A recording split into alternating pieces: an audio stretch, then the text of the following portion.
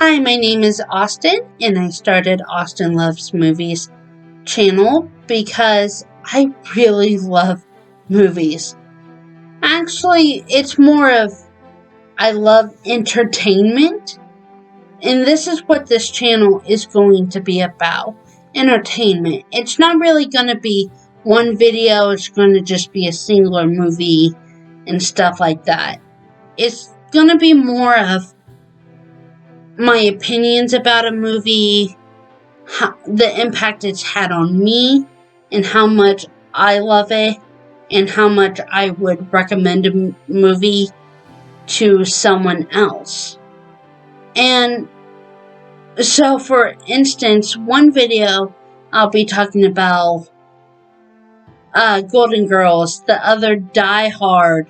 Then I'll be going to the Disney parks and just talk about that. And there's a couple times I'm going to have topics that I'll have to split them up into different videos just because there's so much opinions and facts that I cannot fit in one video. And it just would be 5 hours long if it was up to me. If I did it that way. And I just simply don't have the time.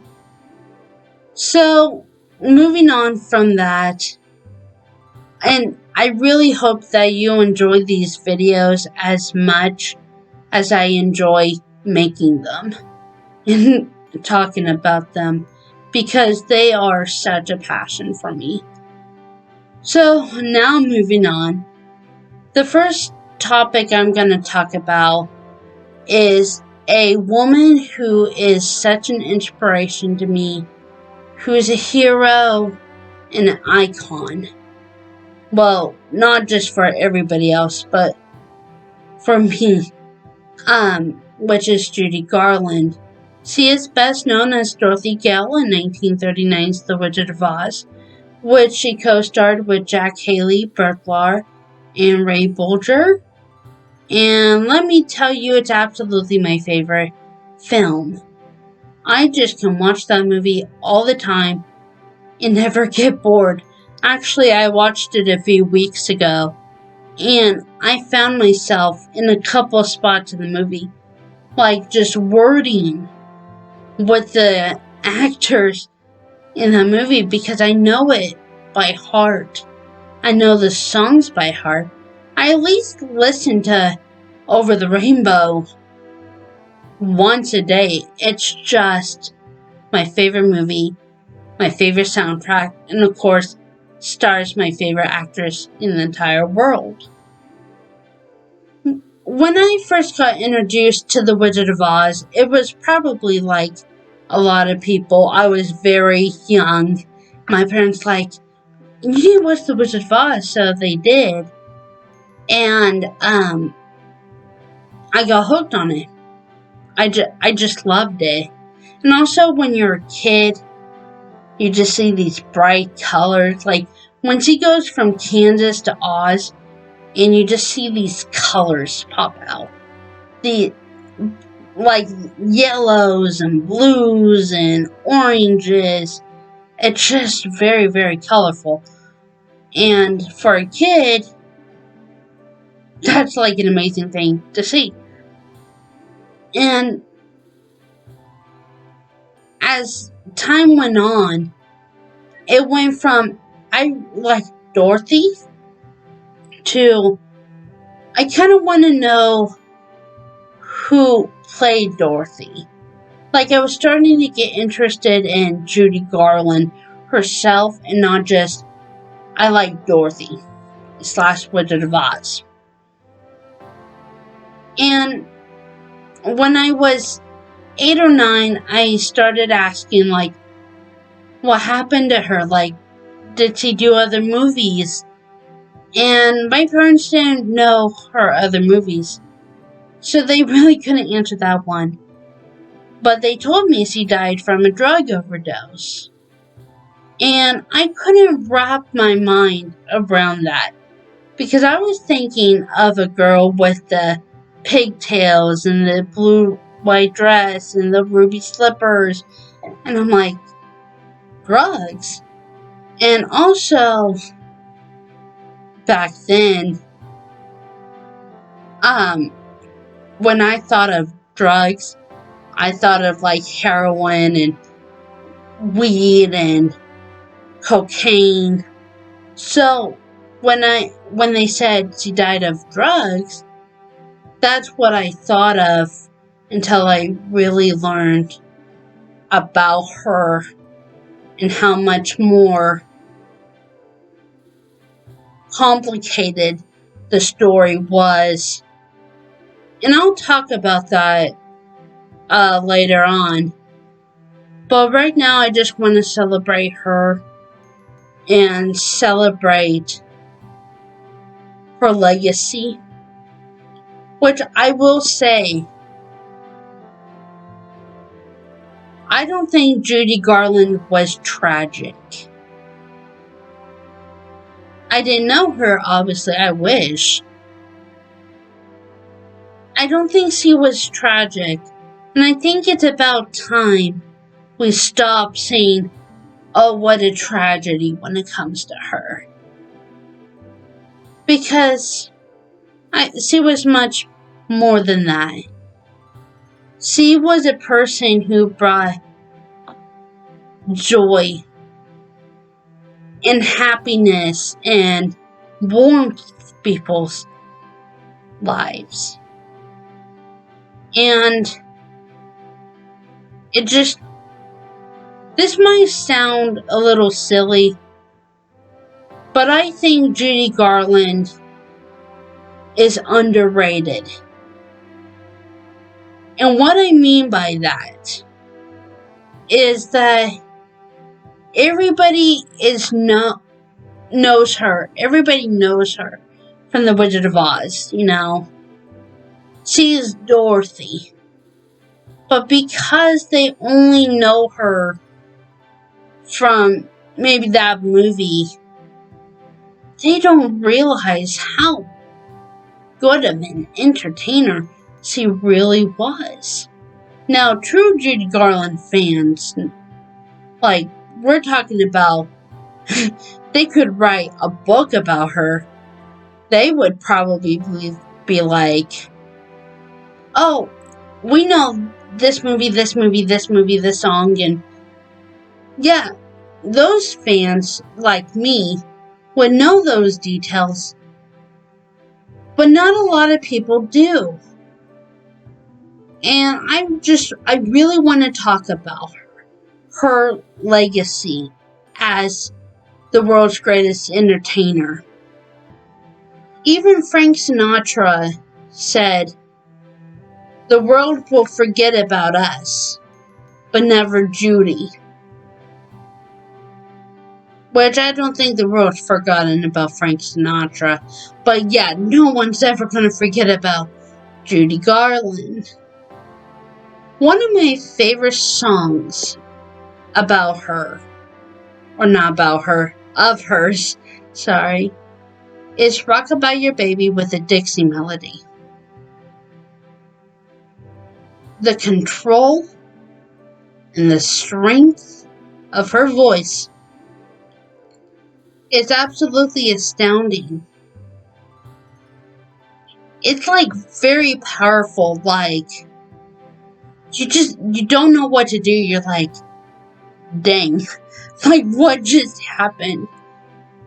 And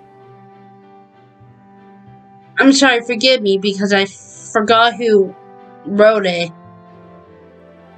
but somebody called a night at a Judy Garland concert an experience. And it's when I read those where I'm just thinking, why can't I build a time machine and just go back to Carnegie Hall, go back to London Palladium, go back to the Palace? And this is kind of where that underrated comment comes in. That people just kind of see her as Dorothy, but don't really know a lot of her other work, especially her concert years. And I think that should change, in my personal opinion, because she was just a phenomenon. That's what she was, a phenomenon. What, besides The Wizard of Oz, a couple of my favorite Judy movies are A Star is Born and Easter Parade. And I watched A Star is Born with my mom. And she didn't care for it. But there's because you have to really know the history for what I'm going to talk about in just a moment. There's a scene in the movie where it just stops making sense. It's just photographs with them talking. You don't know what's going on. It's like, what is happening? And my mom said, well, why would they do that? Well, it's because Jack Warner, who was the head of Warner Brothers, decided to butcher the movie. Really butcher the movie. And because it was too long and they needed to cut down. And George Cukor, who directed A Star is Born, said, don't worry about it. Let me do the edits. Let me take care of it. And Jack's like, no, I'll do it. We'll get it done. Well, and it butchered the whole film. And you see, A Star is Born was in theaters for a couple weeks, and it was phenomenal. It took over the movie world. It took over Hollywood. And because it was too long, that's when they decided to cut the movie down and practically ruin it, per se.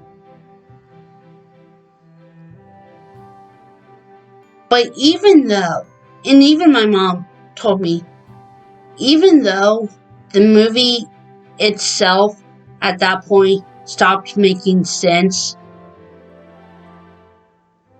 Judy Garland was the highlight of that film. Judy Garland really was the star.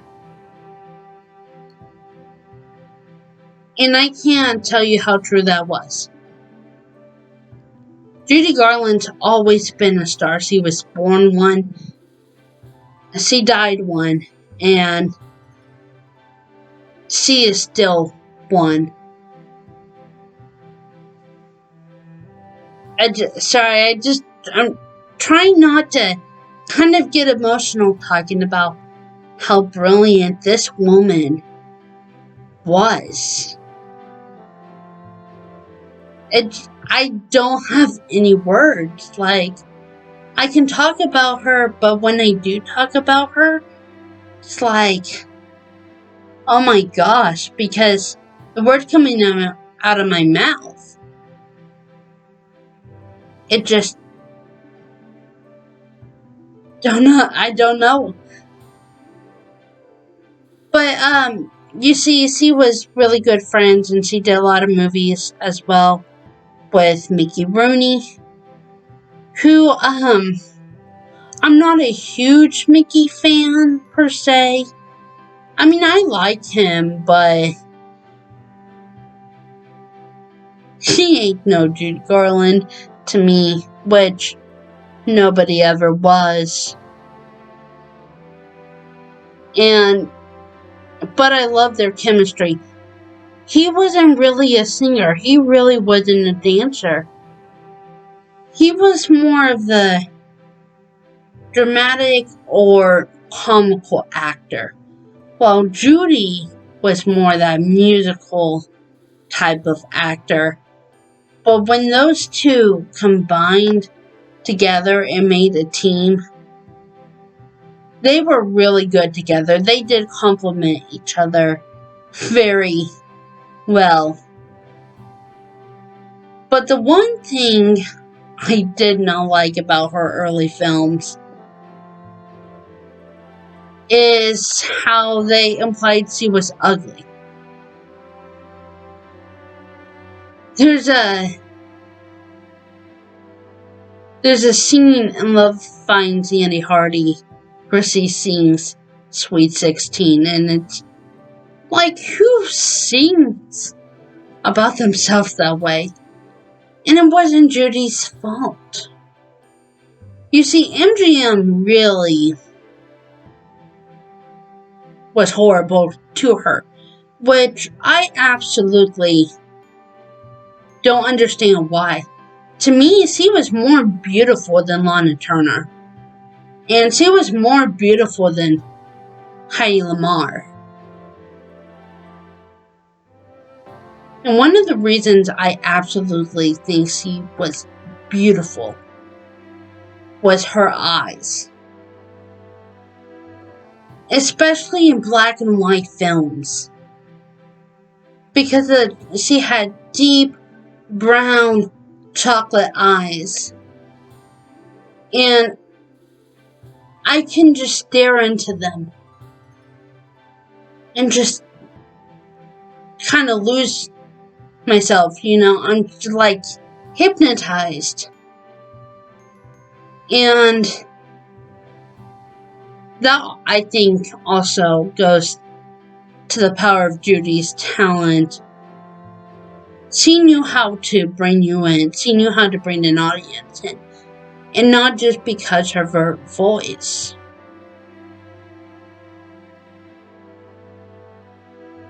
It just... Judy was so talented. And Judy was so powerful. It's hard to put in so many words about it. But anyway, back to MGM. MGM was horrible. And I don't understand. Louis B. Mayer called Judy Garland his little hunchback. And they would call her a fat little pig in pigtails. What I don't understand about it is the people who said that, they weren't good looking either. So, well, not either. Judy Garland was beautiful. But they weren't good looking. So, I don't know why they would do this, especially to a teenager. She was 13 years old when she signed to MGM in 1935. 13. A lot of people I don't know if a lot of people don't know this, but just to kind of tell people though, she was actually born Frances Ethel Gum on June 10th, 1922, and she was in vaudeville. Her first performance was of Jingle Bells at the age of 2. Her father owned a theater in Grand Rapids, Minnesota, so... And she would not get off the stage where he would just drag her off, like he'd pick her up and leave, which I find adorable. And that kind of tells you she was born to entertain. And as time went on, her and her sisters would do like these little acts. They were the Gum sisters. Well, It's not really a Hollywood name. And people would call them the Bum Sisters, the Glum Sisters, the Dull Sisters. Anything, really. And they've had enough, especially Judy. And then George Jessel came in and he told her, why don't you look like you're pretty as a garland of roses? Or something like that. Well, there goes Garland. And there was a Hoagie Carmichael song that was really popular at the time called Judy. Well, Judy Garland was born. And when people say Judy Garland was really, really overworked, that's true. I think that was an understatement, really. She was more than overworked. But a lot of people don't know this, is when she first got signed to MGM, she didn't do movies right away. It took a couple years for her to actually be in shorts and then go into the movies, because they didn't know what to do with her. One, she was a 13-year-old girl with a grown-up voice, and I think that intimidated people. And two, back then, you had to be Shirley Temple, and I think she said this on the Jack Parr show. You had to be Shirley Temple, or you had to be something else, like you had to be glamorous and beautiful, and she was neither of those. And so she didn't get work. She would be on the radio and sing. And then 20th Century Fox wanted her in Pigskin Parade, so MGM let her, because she wasn't like, the star she would become. And when Pigskin Parade came out, it did well, but people were really talking about her, and MGM started to notice that, and they're like, oh, okay, we need her back. And if you notice, they never loaned her out again, ever. In the 40s, she was like the biggest star at that studio. And that's really when she became Judy Garland. And she also did shorts with Deanna Durbin, who, there's one short called Every Sunday, where Deanna would sing opera and Judy would sing jazz. And, it was almost like a competition. Well, Deanna Durbin went to Universal, and Judy was with MGM till 1950. Even though she did great work, I don't know how she did it.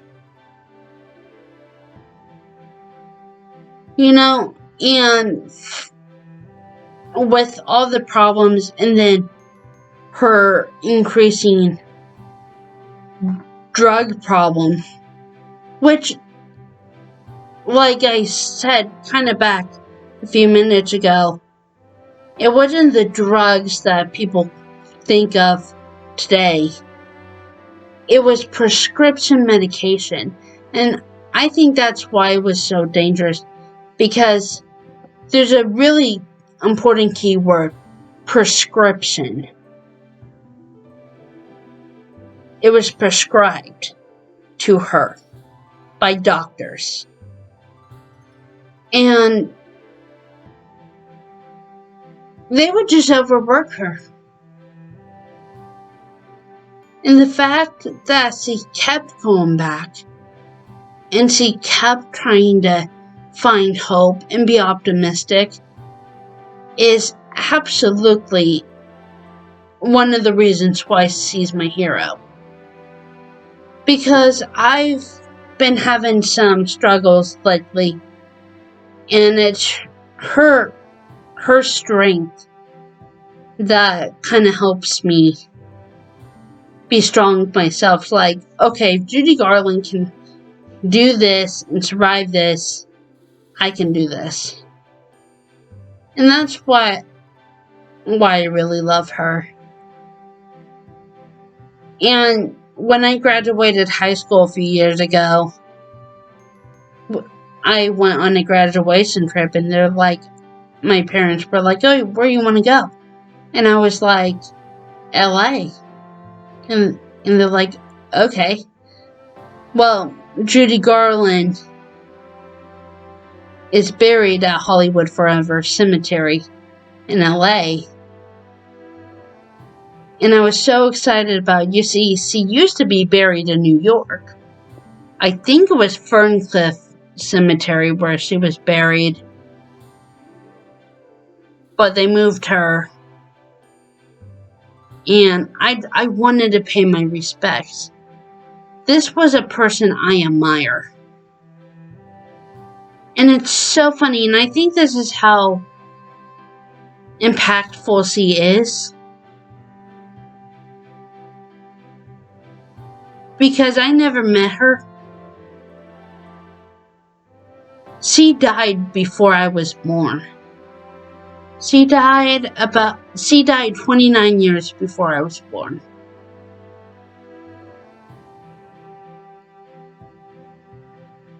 And I just look up to her.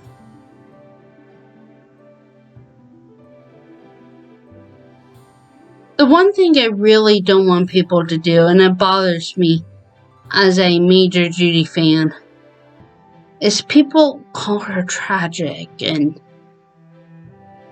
all this stuff, and saying she was a real problematic person.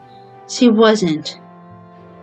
You see, she lived at a time, especially in Hollywood, where you did what you were told to do. You had no choice. Imagine being 13 years old and having teeth capped in your mouth, discs in your nose,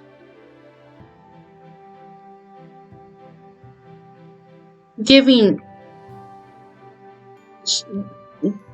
pills, being starved because you were overweight, which she was not. I don't know why they thought that. And she was short. She was only 4'11". But just imagine being a teenager. It does break my heart, but she survived so much. I think her bravery and her strength and her humor, I heard she was very, very funny. I think that's what should be celebrated. Not, oh, she was tragic.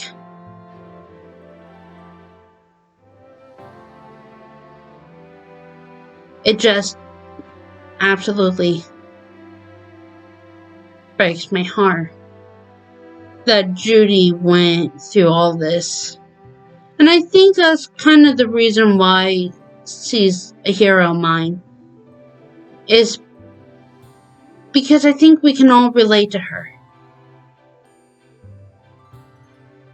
We've all been told negative stuff about ourselves. I think she's just an icon. Not just because of her movies and her music, which I will go back to, but just for the strength she's had. You know, and I really like that Lorna, Joe, and Liza have not once trashed her, have not wrote a book. Like, they didn't practically write Mommy Dearest, but was Judy and not Joan Crawford.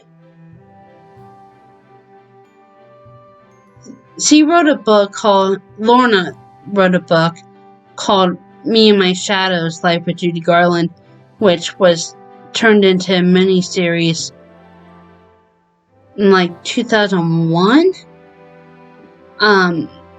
2001, starring Judy Davis and Tammy Blanchard as the older Judy and then the younger Judy, which Judy played Judy in the older years and Tammy played her during the Wizard of Oz, Mickey Rooney years.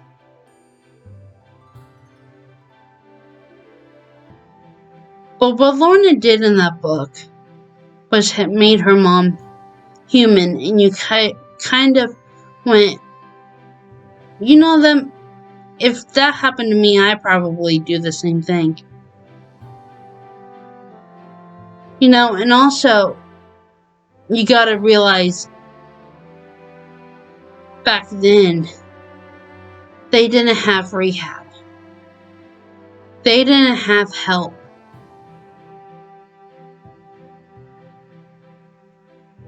They didn't have the resources. You know, people can learn a lot about Judy. I've learned a lot. It just kind of makes me emotional to think about it. But her movies and her acting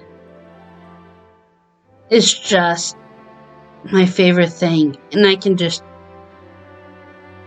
watch her all day. She's really, really phenomenal, and A Child is Waiting, where she's a teacher in a school full of children with mental disabilities. And the ways he just looked at those children is you could tell what she was thinking.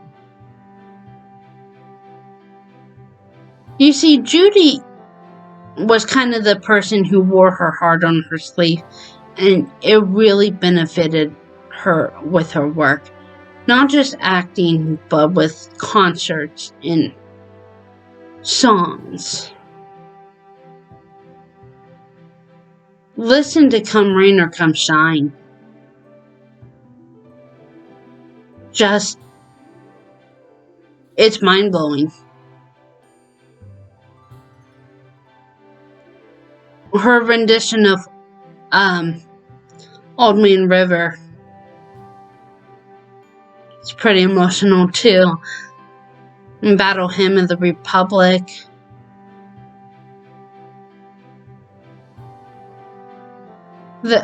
So, in a way, even though she's as legendary as she is, I think she's underrated as well. You see, on June 10th, she would have been 100. And I don't know if anybody else is going to do it, but I'm planning on buying the fragrance. Like, I absolutely positively needed.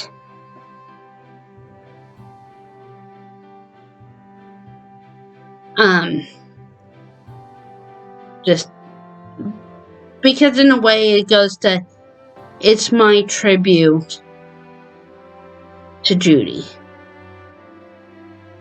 Well, that's gonna wrap up for my thoughts of Judy for today.